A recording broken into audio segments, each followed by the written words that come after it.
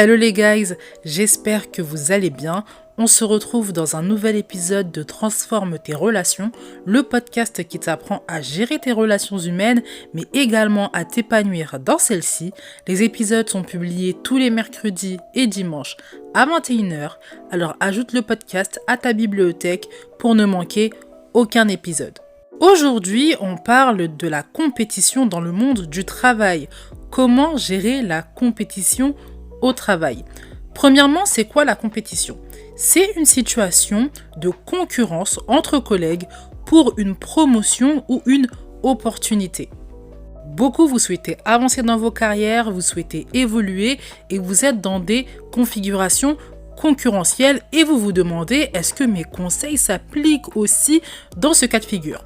Je me suis dit que ça allait être plus simple si je faisais un épisode pour parler de cette situation spécifiquement.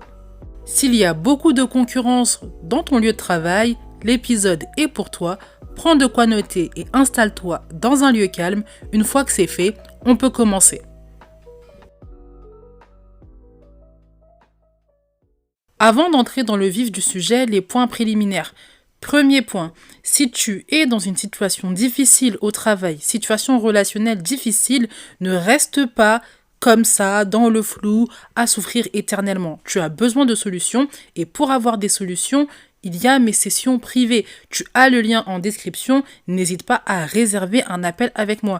Et si tu as des questions avant, n'hésite pas à m'envoyer un mail. Tu as également mon mail en description. Deuxième point préliminaire, je fais des lives sur TikTok et Instagram, généralement les week-ends. Quand je suis en congé, j'en fais beaucoup dans la semaine, 3, 4, voire 5 dans la semaine. C'est l'occasion pour toi de poser des questions si tu en as et d'avoir ma réponse en direct. Donc je t'invite à me suivre sur Instagram ou sur TikTok en fonction de ta préférence. Une fois que j'ai terminé avec les points préliminaires, on peut entrer dans le vif du sujet. La première clé pour gérer la compétition au travail, c'est de te poser la question suivante. Est-ce que tu aimes la compétition ou pas? Cette question est cruciale.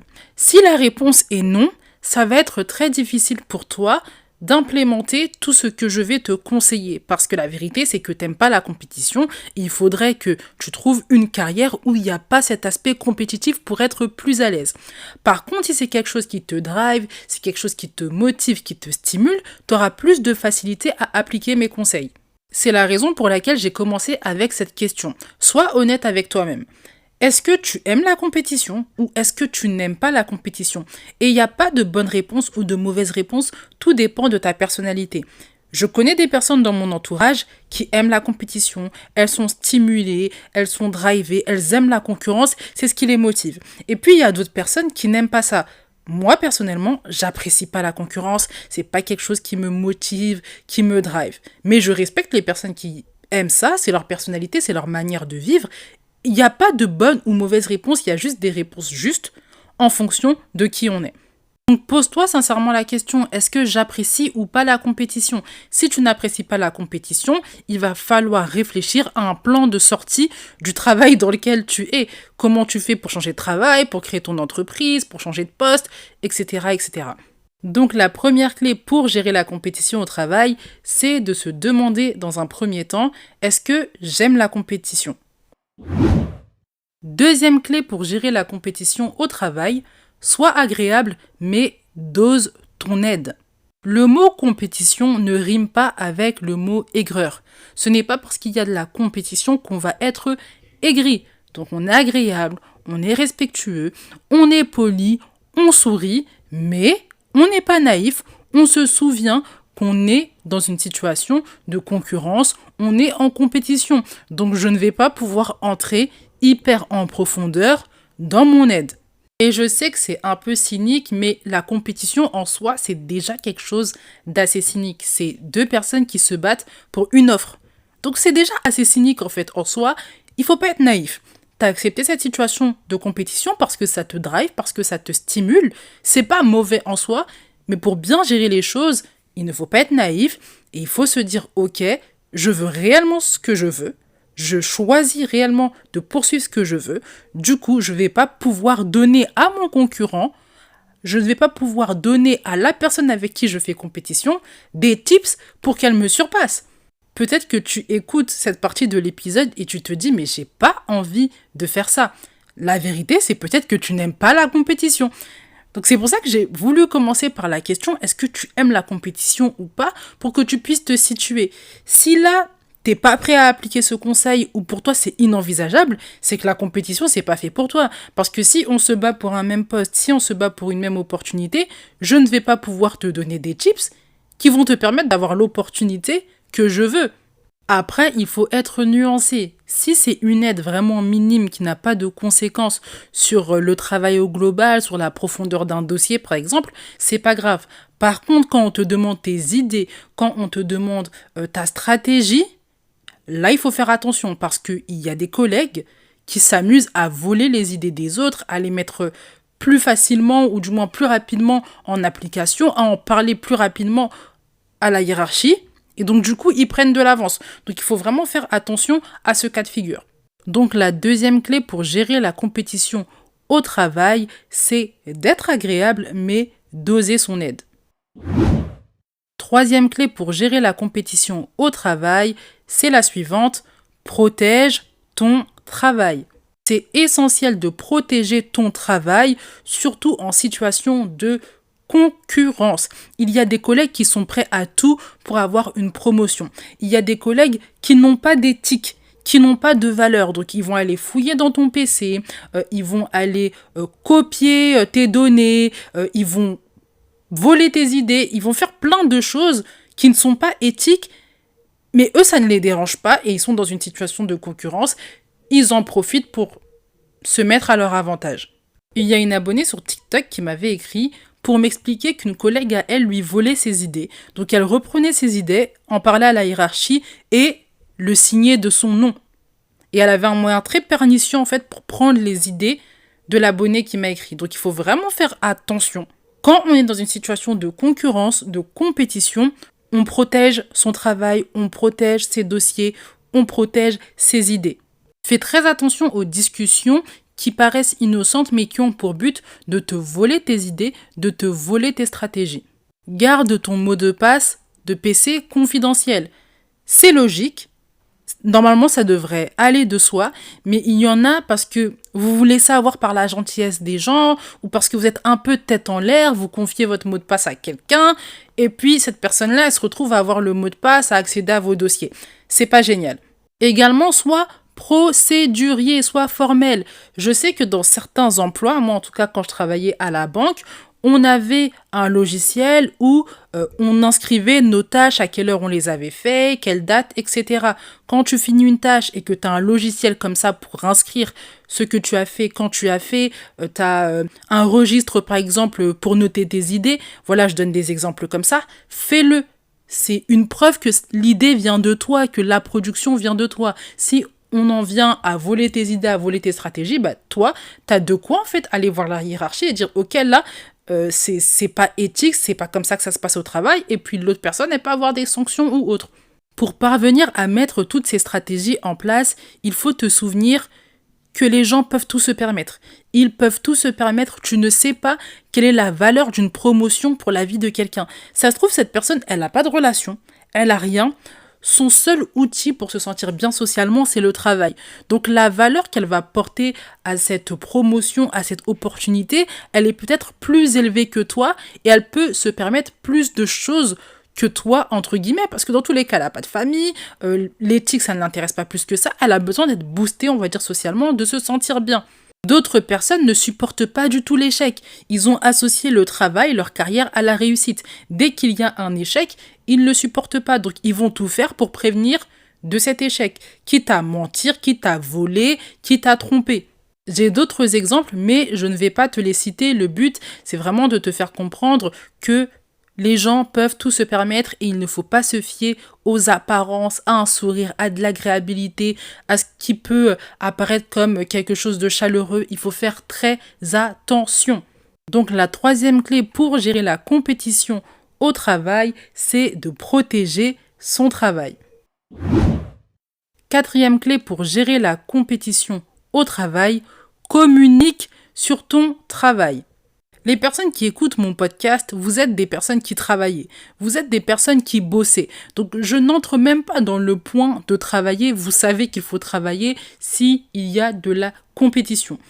Le problème que je vois beaucoup, le problème que j'entends beaucoup, c'est en fait un manque de communication. Vous ne communiquez pas assez sur ce que vous faites. A contrario, il y en a qui font peu, mais qui communiquent beaucoup. Et donc, ça donne l'impression qu'ils font 10 000 choses, qui sont hyper importants, qui sont super investis dans l'entreprise. Je ne demande pas d'exagérer ce que vous faites. Je ne vous demande pas de surjouer, mais au moins communiquer. Communiquer, ça n'a pas à être quelque chose de hyper formel. Je sais qu'il y en a beaucoup, vous bloquez parce que vous vous dites, je vais pas envoyer un mail pour expliquer ce que j'ai fait la semaine. Je vais pas envoyer un WhatsApp pour expliquer toutes les tâches que j'ai fait dans la journée. Quand je vais aller prendre ma pause café avec ma supérieure hiérarchique ou mon supérieur hiérarchique, j'ai pas envie d'étaler tout ce que j'ai fait parce que c'est pas ma personnalité. Je trouve ça un petit peu ridicule. Je suis là pour travailler, donc ça va de soi. Et tu as raison. Tu n'as pas besoin d'envoyer des mails toute la semaine pour faire le recap de toutes tes tâches. Tu n'as pas besoin d'envoyer des SMS tous les soirs, des WhatsApp tous les soirs pour faire le recap de ce que tu as fait la journée. Ce que tu peux faire, par exemple, c'est lorsqu'on te sollicite, lorsqu'on te demande quelque chose, une fois que tu as fait ce que tu as fait, t'envoies un petit SMS ou tu reviens vers cette personne, tu vas vers son bureau, tu lui dis que tu as fait ce qui était demandé, donc ça montre déjà que tu as travaillé, que tu as été efficace, et cette personne, elle est rassurée parce que son besoin a été rempli, son besoin a été accompli. Autre chose, tu peux solliciter tes supérieurs hiérarchiques lorsque tu es en train d'avancer sur un projet, dans un dossier, etc. Maintenant qu'ils sont entrés dans le dossier, plus naturellement, tu peux les tenir au courant de l'avancée de ce dossier. Si tu as réussi à prendre de l'avance, à avancer comme tu le voulais, ça aussi tu peux le partager, mais comme une bonne nouvelle. Donc ça n'a pas à être quelque chose de surjoué, de surfait, mais inviter tes supérieurs hiérarchiques à montrer que tu travailles, tu bosses, tu fais des choses, t'es en avance. Donc j'espère que ces exemples ont pu t'aider. Je ferai un épisode entièrement dédié à la communication autour de ce qu'on fait. Je pense que ça va beaucoup vous aider en termes de branding. Donc la 4e clé pour gérer la compétition au travail, c'est de communiquer autour de son travail. Et enfin, 5e clé pour gérer la compétition au travail, prépare-toi à la jalousie si tu grimpes. C'est les dommages collatéraux de ton évolution. Il y a des environnements de travail où les gens sont matures, ils vont pas être plus jaloux que ça, du moins s'ils le sont, ça reste dans leur cœur, ils essayent d'être justes, de rester agréables, mais il y en a d'autres qui vont se montrer un peu plus véhéments, qui vont un peu te provoquer, qui vont commencer à te chercher parce que tu as atteint ce que eux ils souhaitaient. Quand je dis te préparer à la jalousie, déjà accepter que ça peut potentiellement arriver. Quand je dis te préparer, c'est de te renseigner sur la manière avec laquelle on agit quand il y a des collègues jaloux. J'ai un épisode de podcast sur la question, comment gérer des collègues jaloux, je t'invite à aller l'écouter. Et c'est aussi anticiper qu'il va falloir être patient, parce que peut-être qu'il n'y aura pas de la jalousie qui va durer dans le temps, et en fait, ce sera une jalousie qui va s'exprimer parce qu'il y a de la frustration. Et dans ces moments-là, il va falloir être patient, il va falloir prendre ses distances et laisser le temps faire les choses. Je fais une petite aparté. Peut-être que c'est ton collègue qui va grimper ou ta collègue qui va grimper. Toi, tu vas rester en bas. Tu vas peut-être estimer injuste le fait que ce soit l'autre qui évolue. Peut-être que tu ne trouveras pas ça injuste, mais ça va te piquer, tu vas être frustré. Il va falloir que tu fasses attention à tes actions. Il va falloir que tu fasses attention à ta manière d'agir, que ce ne soit pas motivé par la jalousie. Parce que c'est bien de pointer les autres, mais il faut aussi regarder à soi. Peut-être que ce sera toi la personne jalouse, peut-être que ce sera toi la personne frustrée. Dans ces cas-là, ne parle pas trop vite. Prends tes distances, accepte l'injustice, la frustration, extériorise, écoute mes épisodes de podcast sur la gestion des émotions au travail, ça va vraiment t'aider. Ça ne t'apportera rien d'agir avec jalousie, les choses sont faites et elles ne pourront pas être changées. Donc la 5e clé pour gérer la compétition au travail, c'est d'anticiper la jalousie de tes collègues si tu grimpes, mais également d'anticiper ta propre jalousie si c'est un autre collègue qui grimpe. L'épisode touche à sa fin, j'espère qu'il t'a plu. On a vu ensemble 5 clés pour gérer les relations au travail quand on est en période de compétition. Réécoute l'épisode, prends des notes et décide d'avancer pas à pas. Commence par une clé et ensuite implémente les autres. Si l'épisode t'a aidé, je t'invite à le partager et également à mettre les étoiles. N'oublie pas que tu peux t'inscrire à la newsletter avec le lien en description. En attendant, médite bien cet épisode, prends soin de toi, on se retrouve dans le prochain. Bye!